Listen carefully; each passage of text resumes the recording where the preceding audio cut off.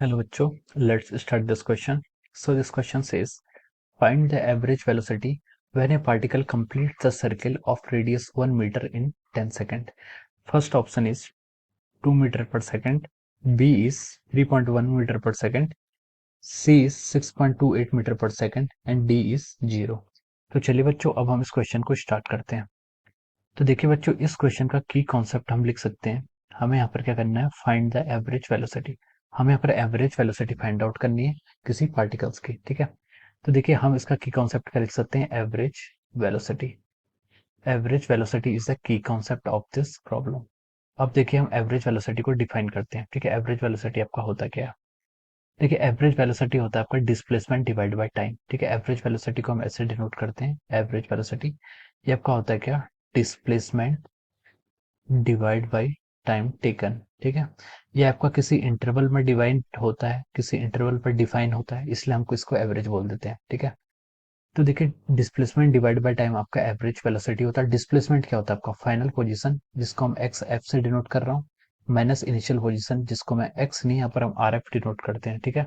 Are आपका position vector के लिए डिनोट हो जाएगा, एक्स से ऐसा फील आएगा जैसे आपका वन वन डायमेंशन मोशन की तरफ है। तो हम इसको क्या लिख सकते हैं, आर एफ माइनस ऑफ और are I divide by T, ठीक है। ये क्या कब हो जाएगा, वेलोसिटी आ जाएगा, ठीक है।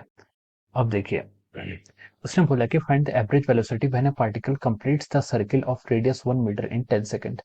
10 सेकंड में वो क्या कर रहा है, एक पूरा रिवॉल्यूशन कंप्लीट कर रहा है, ठीक है। उस पार्टिकल ने, मान लीजिए ये आपकी इसकी इनिशियल पोजीशन है, मैं इसको यहाँ पर रेड पेन से डिनोट करता हूँ। ये आपकी इसकी इनिशियल पोजीशन है ए, ठीक है। उसने बोला है कि पार्टिकल ने कंप्लीट किया एक रोटेशन को circle of radius 1 metre in 10 second, ठीक है। इसकी रेडियस भी उसने हमें क्वेश्चन में गिवन किया कितनी, 1 मीटर। देखिए उसने कब सर्किल कंप्लीट किया, मतलब पार्टिकल ने यहाँ से ऐसे दौड़ना स्टार्ट किया, ऐसे मूव किया, पूरी सरकमफेरेंस के अलोंग with इसके मूव करता रहा और फाइनली जहां से स्टार्ट किया था वहीं पहुंच गया। और हमें क्या पूछा, उसकी एवरेज वेलोसिटी निकाली। तो एवरेज वेलोसिटी क्या था आपका, final position minus initial position. Final position उसकी वही है जहां से उसने स्टार्ट किया था, यानी कि 0। इनिशियल पोजीशन भी वही है जहां से उसने स्टार्ट किया था, यानी कि 0 डिवाइड बाई टाइम। तो देखिए ये आपकी क्वांटिटी कितनी आ गई, 0 आ गई, ठीक है। ये क्वांटिटी कितनी आ गई आपकी, 0। तो हम बोल सकते हैं कि जो आपकी एवरेज वेलोसिटी है वो कितनी आएगी, इसकी 0।